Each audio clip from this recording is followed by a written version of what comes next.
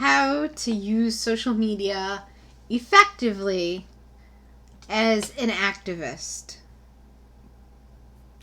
Oh, well, people need to be awake and they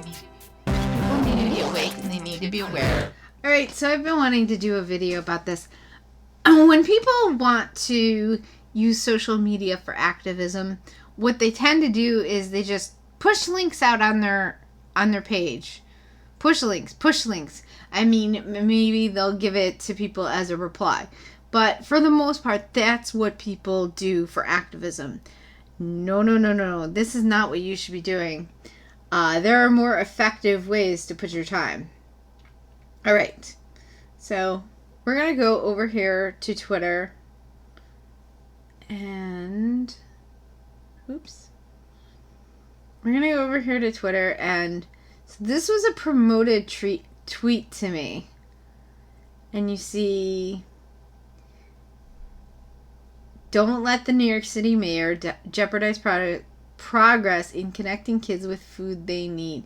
Retweet this message to let Mayor de Blasio know you support protecting New York City's breakfast in classrooms programs. 1 in 5 kids in New York faces hunger. Mayor de Blasio, don't cut funding for breakfast in the classroom. So it's no longer promoted to me, but this morning it was promoted to me. So I went through the comments. This is very key.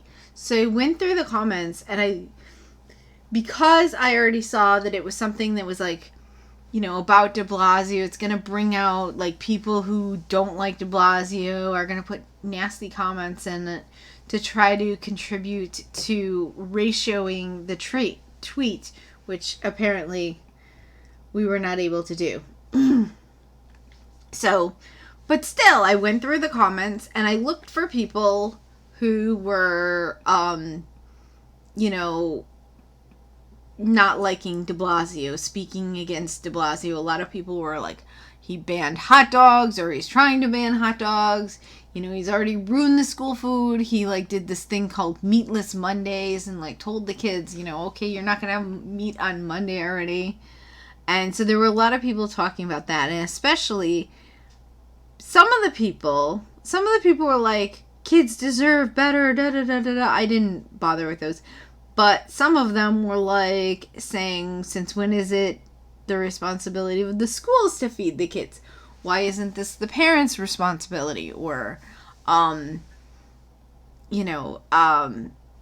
Blasio type tweets. So what I did was I contacted some of these people, replied under or went on their pages and tweeted at them to determine that they were both. Also I looked through the tweets first. So I wanted to determine that they were both in New York City proper and that they were of the same mind, because there are a lot of leftists who don't like Democrat Party people who don't like de Blasio. So I'm not really looking to bother with those people at this project.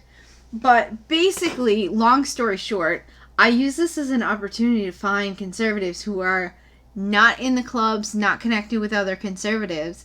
And it turned out the two that I found were in a borough not the borough I live, but I know activists in that borough. So what I did was I tagged the activists in the other borough and kind of basically said hey, here's somebody from your borough, take care of them, get them hooked up with the clubs in your borough. So hopefully they'll do that. That's the kind of thing you can do. Another thing I've done is Facebook often has neighborhood local groups that you can join.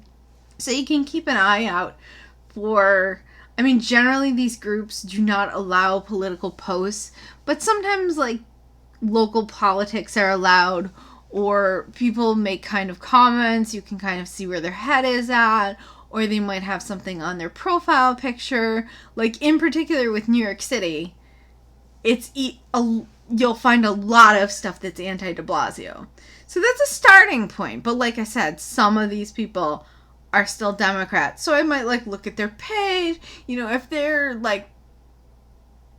sharing out stuff from Ben Shapiro and Mark Levin and, basically it's usually establishment conservative stuff that they're putting out because these are people who are not connected. So the idea is to get them connected, to learn more, and to be even more aware. So that's basically my idea of activism on social media, is instead of using it to argue with the leftists or to just push stuff out into an echo chamber, find conservatives who are not in clubs and not, subscribe to a bunch of YouTube channels. That's another thing. When I go to the clubs and I start chatting with people, conversation topic comes up, boom, here's here's a YouTube channel for you to check out. I saw someone today with a sweatshirt, Bozeman, Montana. I said, oh, wow, that's where Matt Christensen lives. He's a YouTuber. Do you watch him? No, they didn't watch him. Yes, they'd like the name. And so I wrote for them, his name down, and go watch his show. It's on Sunday nights at 9 p.m. It's a live stream. And so that's what you got to do. Slowly but surely. And the thing is, you can't sit there and want to do a ton, because you have to understand that everybody has to do their part. So you do a little bit, and yeah, you're not gonna see huge results or whatever, but just do your part. If we all pitch in, think about it. If everybody goes out and gets, if 100 people go out and each average one more person, so then you get 200 people. And then now you train the new people, and now you have 200 people who can go out and get one more. Average one more per person. So now you're up to 400 people. That's how the left does it. That's what we have to do. We have to stop. We don't have the media. Yes, we don't have the media, and it sucks. Pick up, brush yourself off, and just figure out a way to still be productive for the movement instead. Quit whining and be productive. Alright, thanks for stopping by my channel. I'll see you all next time. Oh, well, people need to be awake, and they need to be aware. They need to stand up against the stuff. Oh, well, people need to be awake. People need to be awake, and they need to be aware. They need to stand up against this stuff. Oh, well. And it's so politically engaged.